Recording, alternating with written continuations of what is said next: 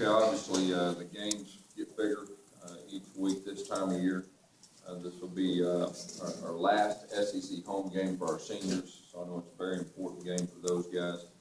Playing a very talented team, playing a team that I think about a month ago was ranked in the top 10. They got unbelievable talent, I believe, on both sides of the football. Offensively, they've got experience up front. They've got big, fast receivers. They've got very good running backs, and they got a talented young quarterback. Defensively, their secondary is probably the most experienced group in our league. And they got some, in my opinion, a couple of future NFL guys back there too. So we're expecting to get their best. We've got to have a very good week of practice, and we've got to improve. Questions? Coach Johnson mentioned that they were doing some different things, maybe running some two tights with their new quarterback. How difficult does that make it for your defensive staff maybe prepare for it? Well, you just got to be prepared for everything. I mean, everything that they've done up to this point in the season, and that really goes for every week. I mean, you got to be prepared and got to be ready to adjust. You mentioned the secondary. What about Myles Garrett? Yeah, he is an extremely talented pass rusher. I mean, he's long, he's fast, he has very good get off, and when he knows his pass, I mean, he can wreak havoc. Has there played a team like him before you coached or had to coach against? He's very talented. It's kind of hard to answer that question until you actually coach against somebody, but on film, he's very talented. When it comes to Jermaine Whitehead not playing defense, is that an extension of punishment, or is that because he's rusty? No, that's just part of the punishment. I mean, he came back and he's working on special teams. He's going to try to be the best special teams guy that he can be. Is the door open for him to play defense? We'll see how that goes. I'm not ready to go there yet. Did you feel like you guys got kind of your whole receiver group clicking at the same time for the first time on Saturday? Sammy is right at 100%, and probably for the first time, since early in the season. So I think that definitely helped. We spread the ball around. All of our guys made some plays for the most part in the passing game, and when you can do that, that definitely helps open each other up. Cameron Armstrong is leading SEC in rushing now. Do you feel like he gets enough respect?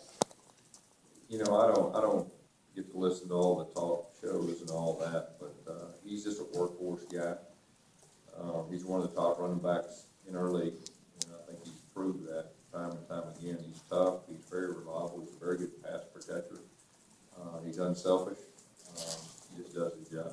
Is there anyone on the team you think should be in that Heisman discussion at this point in the season? Well, I mean, I think our quarterback's one of the better offensive players in college football, and I think he's proved that time and time again. So, I'd say if you compare what he does to some of these other guys that they talk about, he definitely needs to be in the mix. Coach, a couple of weeks ago you said that you were entering the meat of your schedule right now. Run us through this meat, so to speak. How would you assess how your guys have handled that pressure so far? Well, I mean, of course, we had a huge win Saturday, and against one of the top teams on their home turf. We got another big one now, and we still have 4 games left, and we're focused on this game. We know we're going to get their best, and our guys understand that. And like we talked about on Sunday, we got to get better. We got to figure out a way to get better in all 3 phases, not just this week, but every week. Coach, there was a stretch on one drive in particular that Marshall scored a short touchdown where you really had the pace going. Have you gotten into that mode enough, in your opinion, this season? Well, I think we've improved. I mean, I think we've improved as far as our pace and our execution on pace. Because a lot of times, I mean, anybody in the country can go fast, but can you go fast and execute the play properly? And I know we've improved. I mean, we're still working. We still need to improve, but we have improved, and that's the name of the game. Gus, with all the the win at Ole Miss, kind of comparing to A&M last year with the loss at Mississippi State compared to LSU, is there any part of you that feels a little deja vu kind of going? I think what we can take from last year, this year, is our guys, when the game's on the line, they really believe they're going to win the game. And shown time and time again that they can win in different ways. You know, it could be the offense, it could be the defense, it could be special teams. And our guys really have that belief, and that really is a confidence factor for later in the year if it's a close game. And so I feel very good about that. How much, it seemed like the last couple of years linebackers did, kind of a weakness or part of defense. How much has Frost and McKenzie kind of improved this year? You know, I think anytime they have experience, they're going to improve, and they're in the same system. I mean, but at the same time, that group needs to improve just like the rest of the group needs to improve. You know, all areas. But I would say that we're more consistent at the linebacker position than we were last year.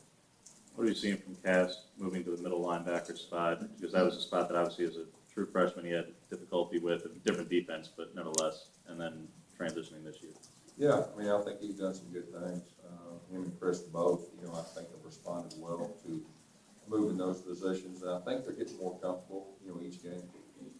Yes, we talked about your deep snapping situation.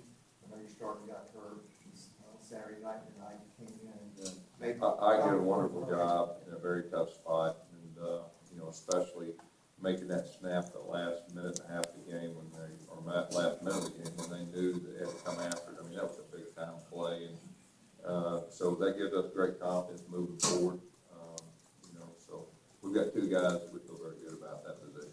Is Forrest going to be able to play this one? We'll see. He's day to day at this point, but we're very confident regardless he will return. Coach Tomlin, he hands off a lot of his play calling, and what you mentioned, Rhett called that touchdown pass to Marcus Davis on Saturday. Have you thought about getting more, opportunity for Rhett, or do you enjoy that play calling yourself? I mean, I enjoy it. I mean, we have our system that we've been doing the same thing for a long time, and that deserves a lot of the credit for our success. And you know, we feel very comfortable the way we do it. Does it make, make it harder, your job harder, having to call plays?